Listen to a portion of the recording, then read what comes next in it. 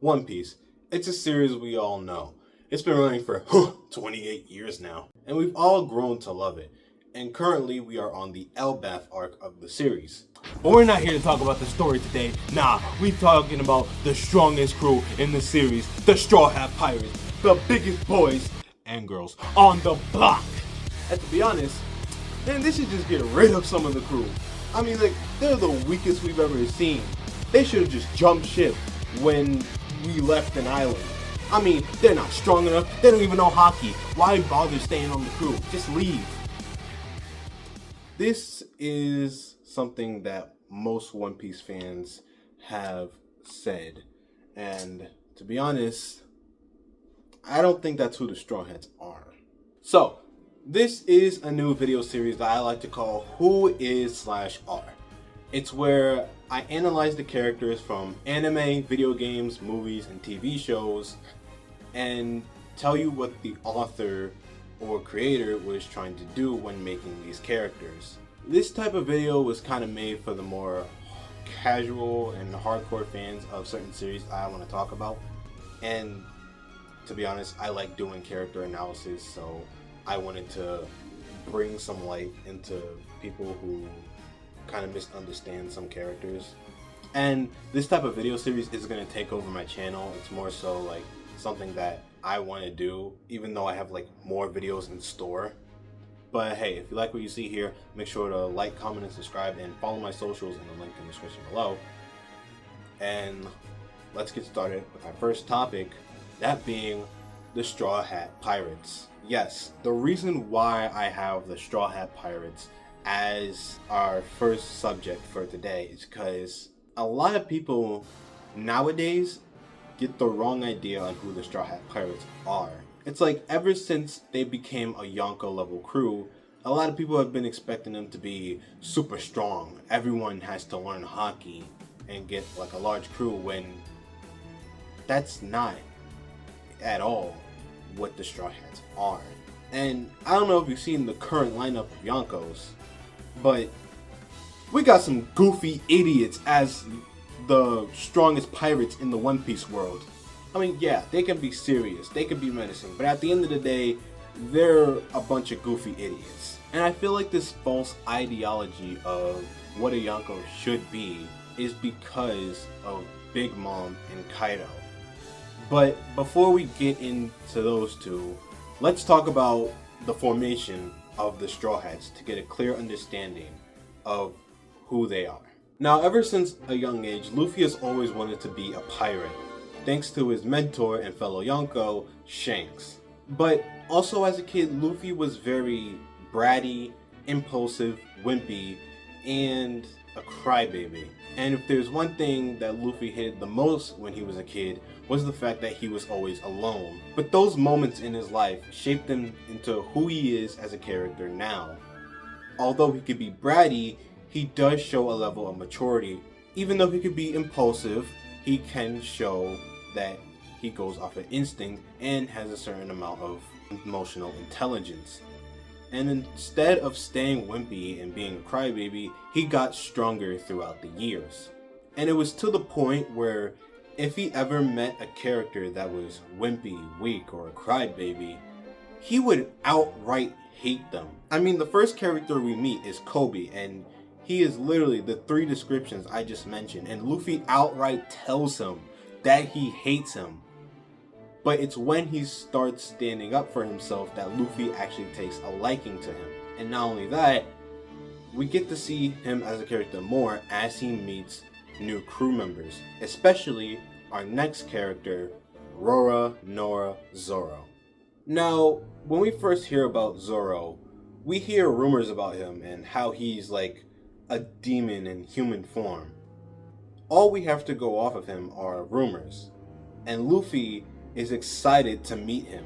And when we meet Zoro, he kind of lives up to those rumors because he's rude and cold-hearted. But it's after Luffy interacts with Zoro that he asks him to pick up a rice bowl that a little girl made off the ground and feed it to him. And this made Luffy know who Zoro truly is, especially after the little girl tells the story of how Zoro protected her and how he decided to be tied up in a marine base for a month without food. So this just tells us that Zoro isn't a demon in human form. He's just a wandering swordsman who doesn't wear his emotions on his sleeve, but he still cares. And that's why Luffy wanted Zoro to join his crew. Our next character that we're talking about is Nami. When we first meet Nami, we don't really know much about her other than the fact that she's a navigator and she doesn't like pirates and also steals from them. But Luffy wanted her to join his crew anyway. And although she didn't officially join the crew, she would travel alongside Luffy and Zoro. It isn't until the Baratie where we get to learn more about Nami.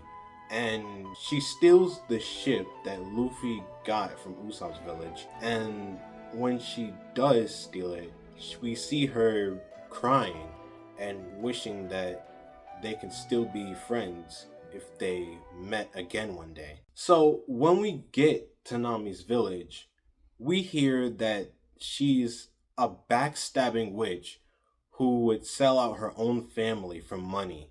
And when Luffy arrives on the island, he doesn't believe that at all. And he already has his opinion on Nami, and he's not gonna leave unless she agrees to be his navigator. Later on, we learn that the money that she's been stealing is for her to buy back her village from Arlong, but it's being taken away by Marines.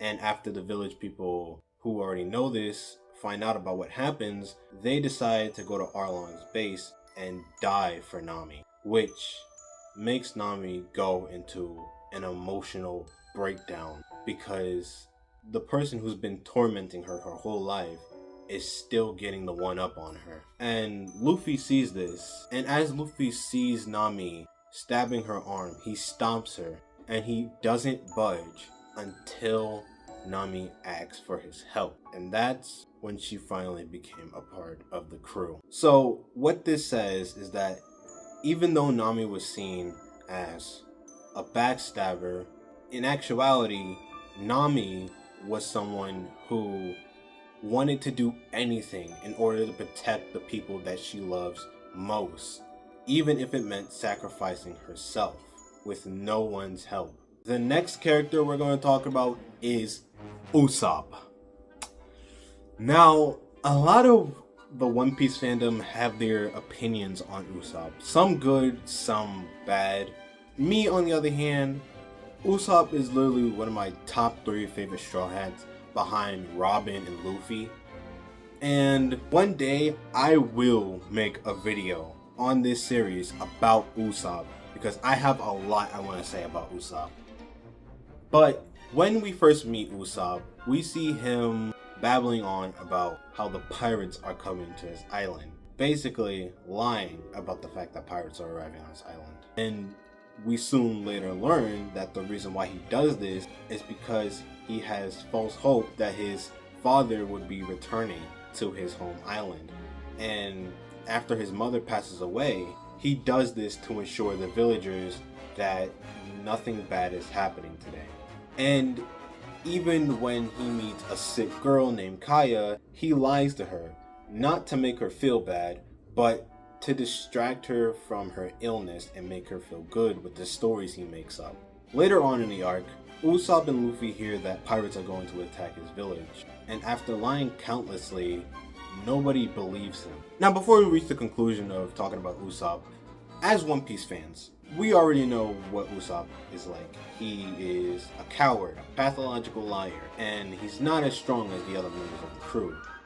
In other words, you could say he's a crybaby, weak, and wimpy. 3 things that Luffy hates.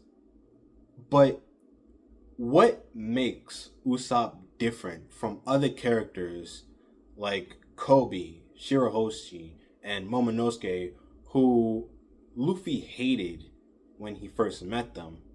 Well, the difference between them and Usopp is that Usopp wanted to fight back against the pirates. After hearing the fact that his village was going to be taken over by pirates, Usopp decided that he wanted to fight back against them. Even though he was scared, and even though his legs were literally shaking, he wanted to fight. And Luffy took note of that, helping Usopp in his cause to protect his village. And even though Luffy and Zoro were tied up due to circumstances, Usopp fought back against the pirates alongside Nami, showing that he has a level of courage when fighting against something he wants to protect. And even though he is on the floor, blood dripping down his head, he still tries to hold them back from stepping a foot into his village. And that courage is rewarded with Luffy and Zoro arriving to take down the pirates.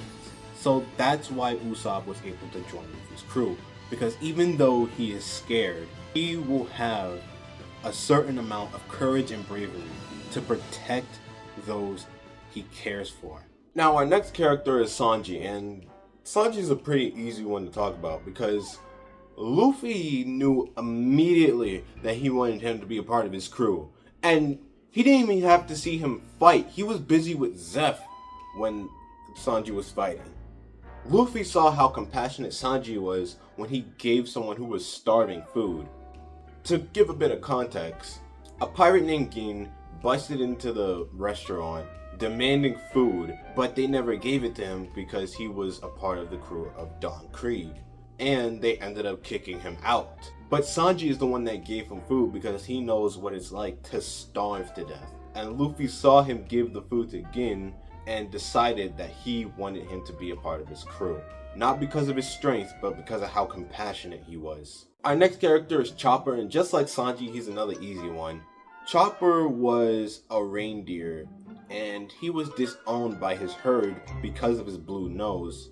And after eating the human fruit, he was kicked out of that same herd. So he tried to blend in with humans. But because they mistook him for a monster, they drove him away by shooting at him. Fast forward years later, Luffy sees Chopper, but kind of mistakes him for food at first. And after Chopper transforms into his human form, Luffy starts to think he's a pretty cool guy because he can go from a reindeer to a human, so let's add him to the crew. Like, just to prove my point even further, Luffy didn't find out he was a doctor until after they left Drum Island. The only reason why Luffy wanted him to be a part of the crew was because he was a cool walking, talking, transforming reindeer. But another thing that made Luffy want Chopper to join his crew is his drive to protect the castle and the flag his basically adopted father, Hiruluk, left behind. And Luffy did exactly that. Now our next character is Nico Robin, and Robin is a more complex member of the Straw Hat because Luffy didn't even ask her to join the crew. She just asked and Luffy said, alright, fine. But we have to understand the history of why Robin joined. Back when Luffy fought Crocodile for the first time, he ended up losing against him. But it was Robin who ended up saving him because his connection to the initial D, which she has a connection to because of her friend from her childhood being Jaguar D Sol. During Luffy's second fight with Crocodile, when Luffy's being a little bit goofy with the water he has with him, Robin genuinely laughs at what Luffy is doing. She doesn't laugh maliciously, she doesn't laugh to hide her true feelings, she's doing a genuine laugh. And the third and final time when Luffy fights Crocodile, God, they fought a lot. As the place where Crocodile and Luffy were fighting starts to collapse, Robin says that she wants to die in that place. And Luffy rescues both King Cobra and her from that tomb, so that she won't die. And she ends up joining the crew afterwards. But later on in the series, when Enies Lobby happens, it's revealed the reason why Robin wants to die. She wants to die because she was never allowed to live by anybody she was around. They either wanted her dead or gone from existence. She was never allowed to live because other people never allowed her to be, until she met the Straw Hats, where they allowed her to live. Our next character is Franky. Now, Luffy and Frankie didn't really start off on the best terms because Frankie's group beat up Usopp, and in return, Luffy beat up Frankie's group, and they would end up fighting later on because of this altercation. So, blah blah blah, yada yada yada, C Train, cut the stuff later. Luffy starts seeing Frankie as not such a bad guy after all. And it's during the post-Enies Lobby arc where Frankie's group is begging Luffy to take Frankie with them because of the bounty he now holds. And Luffy ends up seeing that Frankie is a cool guy who just wears his heart on his sleeve, and he ends up joining the crew. Next up is Brook, and immediately Luffy asked him to join the crew, and Brook even agreed to join the crew. No hesitation whatsoever. But because of his circumstances, he couldn't really join the crew. But because he's a musician, Goofy, a walking talking skeleton, and he has connections to Laboon, Luffy knew that after they deal with the situation that they're in, Brook was gonna join the crew, and Brook took up that offer. Now, our very last character that we're going to talk about is Jinbei. And if I'm being honest, Jinbei was never offered a spot in the crew pre-time skip, but he was post-time skip.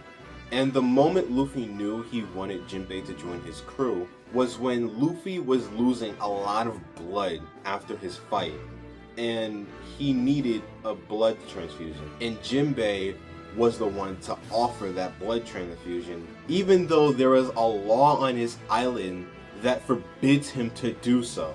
That's when Luffy knew right then and there that he wanted Jinbei on his crew.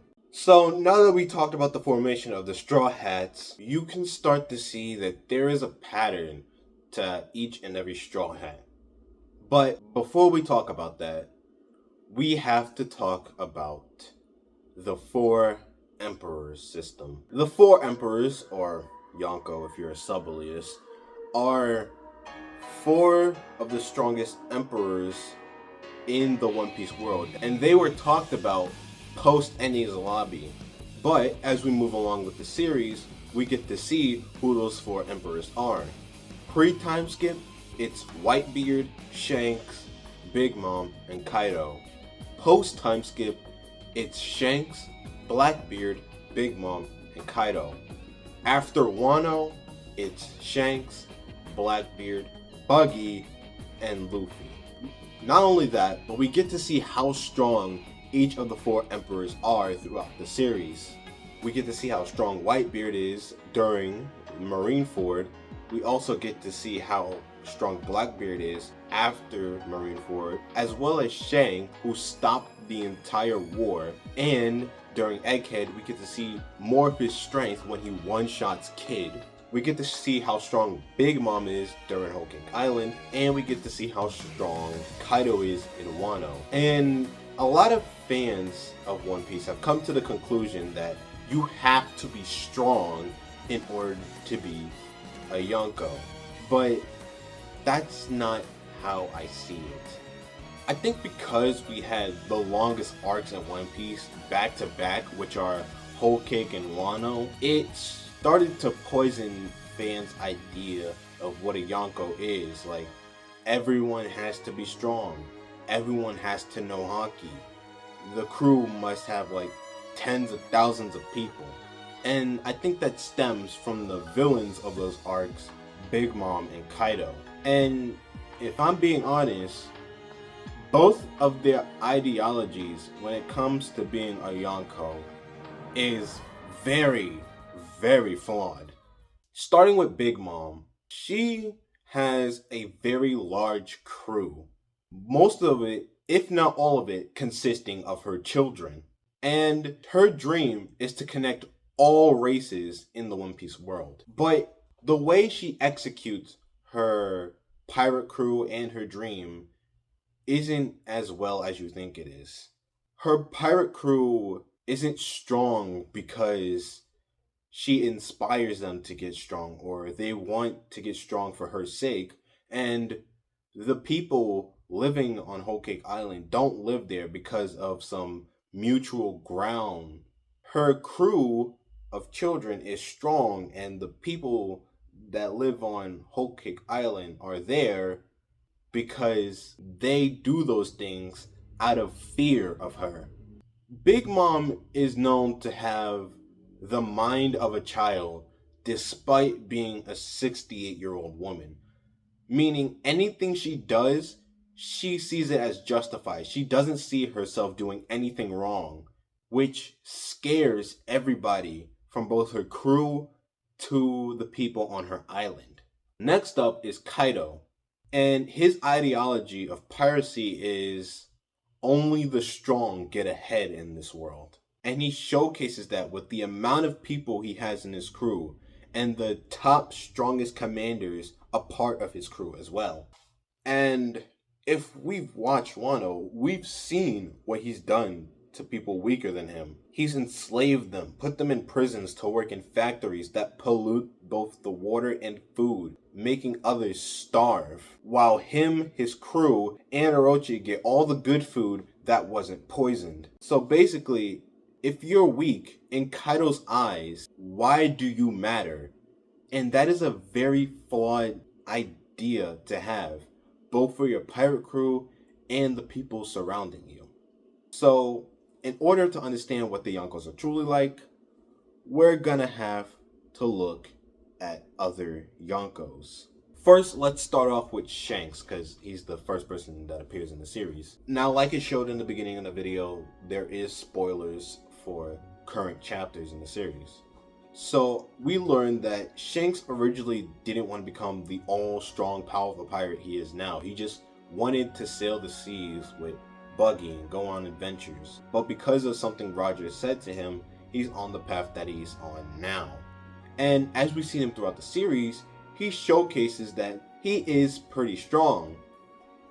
But not only has he showcased that he's really strong, he's also showcased that he's goofy as f***. Like, when we see him again, when Luffy gets his first bounty and Mihawk literally goes to show Shanks, we literally see he got done partying and he's already recovering from a hangover, and he decides to party and drink again because of Luffy's first bounty. And even later on, when we get to Egghead, we see his Grand Fleet, and almost his entire Grand Fleet is weaker than his main crew. Like, he literally playfully insults his Grand Fleet because of how weak they are, but he still cares about them either way, and it's showcased when he goes to attack Kid. So even though Shanks is strong, he still admires people weaker than him, making them join his Grand Fleet, and he still likes to have fun with other people. Now, Whitebeard.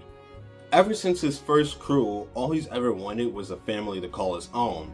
And although his Grand Fleet is really strong, he doesn't see them for their strength. He sees them for who they are, flaws and all. And it's what inspires them to get stronger and help Whitebeard, because they see him as a father figure. Even a character like Ace, who's the son of the king of the pirates and deals with self-worth issues because of that fact, he is told by Whitebeard that he doesn't care that he's Roger's son. When he's on that ship, he considers him family. And now let's talk about someone who betrayed that family, Blackbeard. Blackbeard is the most pirate you will ever see in the series. And as we're in the current events of the story, you can kind of see the parallels between him and his father. Because Blackbeard doesn't give two shits about his crew. All he cares about is how they can help him achieve his goal. And even his crew sees his ambitions and want to benefit off of that. But he has shown, even with the small Aokiji flashback on how he joined the Blackbeard Pirates, that he is a pretty goofy pirate that just parties all day, all night. Now, our next character we're going to talk about is Buggy. And the way Buggy became an emperor. To all the non-One Piece fans watching this video, The character of Buggy is that he's a character that always fails upwards. And I love him for that. Because the way he became an emperor is so goofy. Because in the front, Buggy is like a character that is flashy. He shows you what you think he looks like. Heck, his time skip appearance makes it seem that way.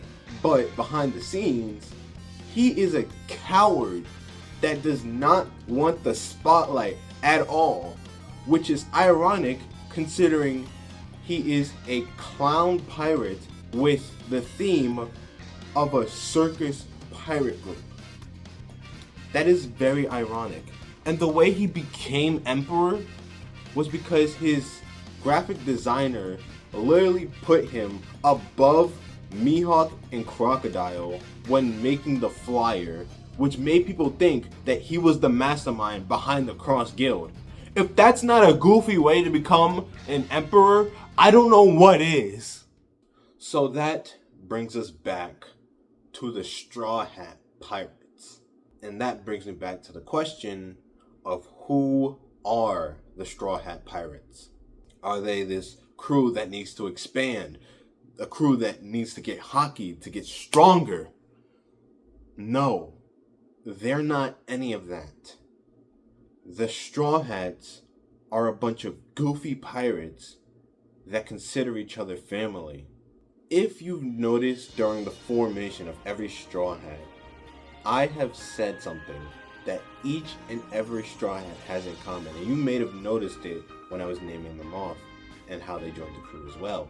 The thing that every Straw Hat has in common is that they will fight to protect something that they care for dearly.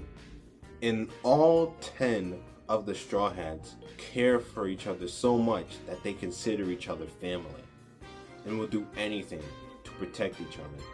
Now, some hardcore One Piece fans are gonna tell me, why are you calling them goofy pirates? They're like serious pirates now. What are you talking about? Okay, let me name up every goofy trait that these motherfuckers have. Jinbei, he doesn't know what's going on with the crew, but he just says, fuck it, we ball. Brook has like a lot of skull jokes to his name. Frankie is Frankie. Robin has cute thoughts in her head, but speaks so morbidly whenever she says things out loud.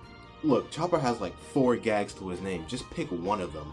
Sanji is a lovesick moron. Usopp's scared gag. Nami being blinded by riches that it surpasses all of her reasoning and thinking. Zoro being directionally challenged. And Luffy being goofiness incarnate.